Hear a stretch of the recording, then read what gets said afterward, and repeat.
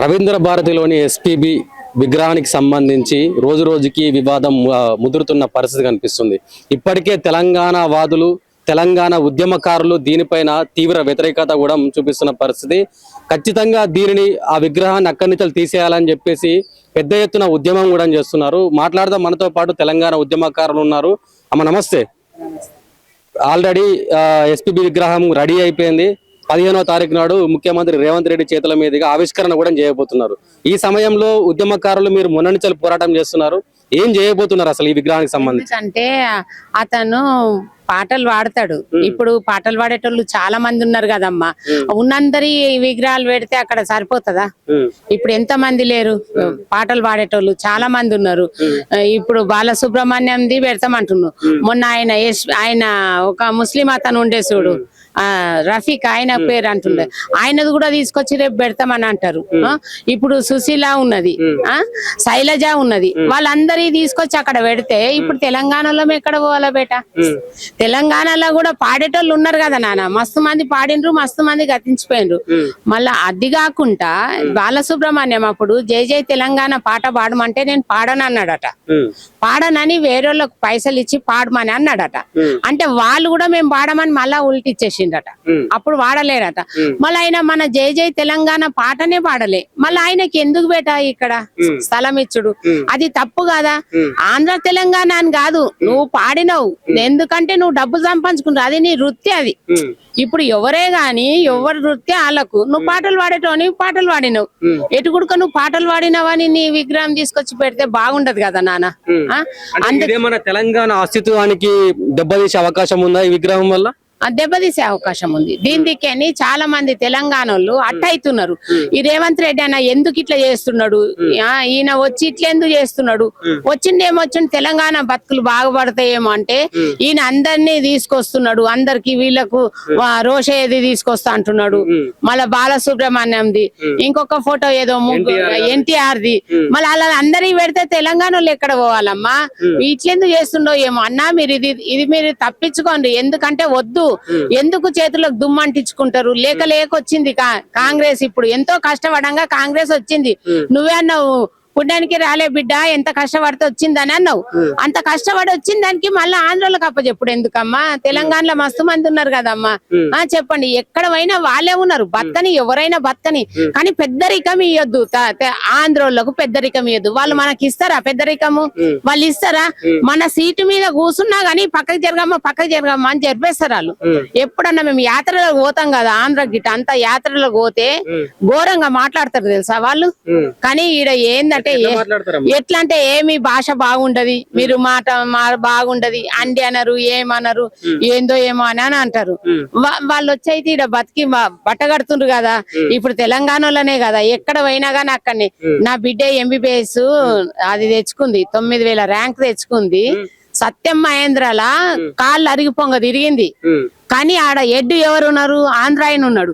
అదే ఫెయిల్ అయిన మనిషికి ఇచ్చిండ్రు తెలుసా సీట్. అక్కడ ఆమెకు వచ్చింది, ఆమెకు ఆంధ్ర అని వాళ్ళ లాంగ్వేజ్ తీసే జాబులు ఇస్తున్నారు ఇక్కడ తెలుసా. లాంగ్వేజ్ ఉంటే చాలు ఎక్కడైనా వారిపోతారు, అందరినీ పిలుచుకుంటారు వాళ్ళే.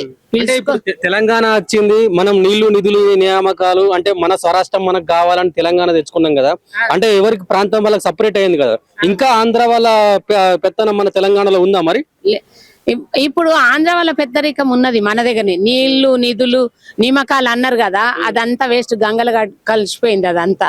ఇప్పుడు ఉన్నది ఏది లేదమ్మా. నేను చెప్తున్నా కదా, ఇదంతా వేస్ట్. ఇప్పటికైనా రేవంత్ రెడ్డి అన్న కష్టపడి కాంగ్రెస్ వచ్చింది. ఇప్పుడు మీరు మట్టుకు దాన్ని చేయి జారనీయకుండా ఇట్లా చేసిండ్రు అనుకో, పెద్ద దెబ్బ తింటారు ఇక. ఎందుకంటే తెలంగాణ వాళ్ళు అందరూ ఒకటైపోతే ఏం చేస్తాడమ్మా? ఇప్పుడు ఉన్నందరూ వాళ్ళే ఉన్నారు. ఈయన అనుకుంటుంటే ఆంధ్రలో ఎక్కువ ఉన్నారు కదా, నాకు ఓట్లు ఎక్కువ పడతాయేమో, నాకు చంద్రబాబుది ఇది ఉన్నది, నాకు ఆయన అంటున్నది, వీళ్ళను మంచిగా కవర్ చేస్తా అని చేస్తున్నాడు. ఆయన మాటిని, చంద్రబాబు మాటిని చేస్తున్నాడేమో. కానీ ఇది వేస్ట్, ఎంత చేసినా వేస్ట్. అప్పుడు చంద్రబాబు ఉండి ఉన్నాయన్ని అమ్ముకొని ఆంధ్రలో అందరినీ తీసుకొచ్చిండు.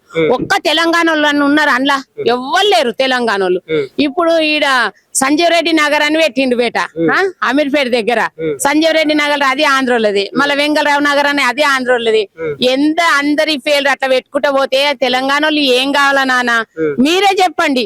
ఇగో బతకండి, బతుకన్నన్ని దినాలు బతకండి, కానీ వాళ్ళకి పెద్దరికం ఇయ్యొద్దు, వాళ్ళ పేర్లు పెట్టొద్దు, వాళ్ళ విగ్రహాలు పెట్టొద్దు.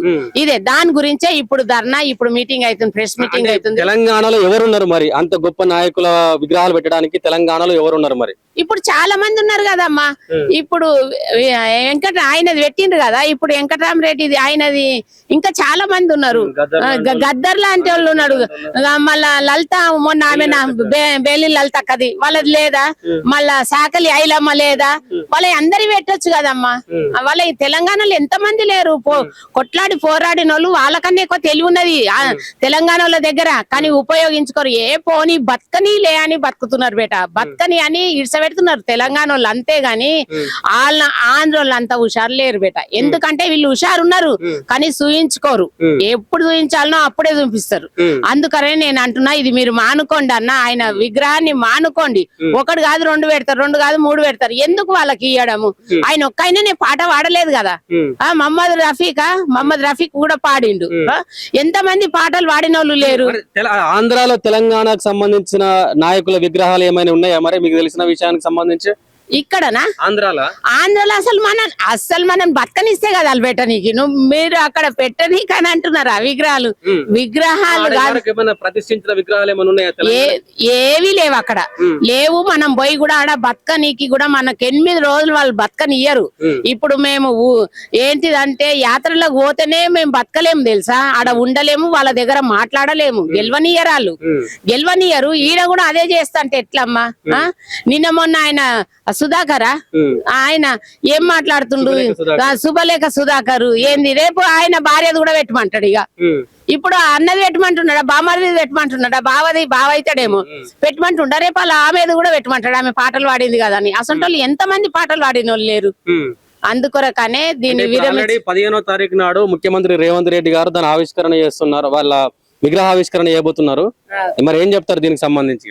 అన్న మీరైతే అది తప్పించుకోండి రేవంత్ రెడ్డి అన్న గారు, ఎందుకంటే ఇది ఊగుకనే రాలే బిడ్డ అని మీరు పాట పాడినరు, అది కరెక్టే, కానీ అంత కష్టపడి వచ్చిన కాంగ్రెస్ ని మీరు గంగల కలిపేటట్టున్నారు. అంతే, ఇక గంగల కలిపేటట్టున్నారు. ఇక సొసైటీ మీరు అది రానే రాదు. ఇక్కడనేమో బీజేపీ వాడు గుంజుతున్నాడు, అక్కడనేమో టీఆర్ఎస్ వాళ్ళు గుంజుతున్నారు. వీళ్ళందరూ కలిసి తెలంగాణలో ఒక పార్టీ పెట్టుకున్నారు అనుకో, నువ్వెక్కడ పోతావు? ఇప్పుడు అది ఇప్పుడు అవుతున్నదే అట్లా.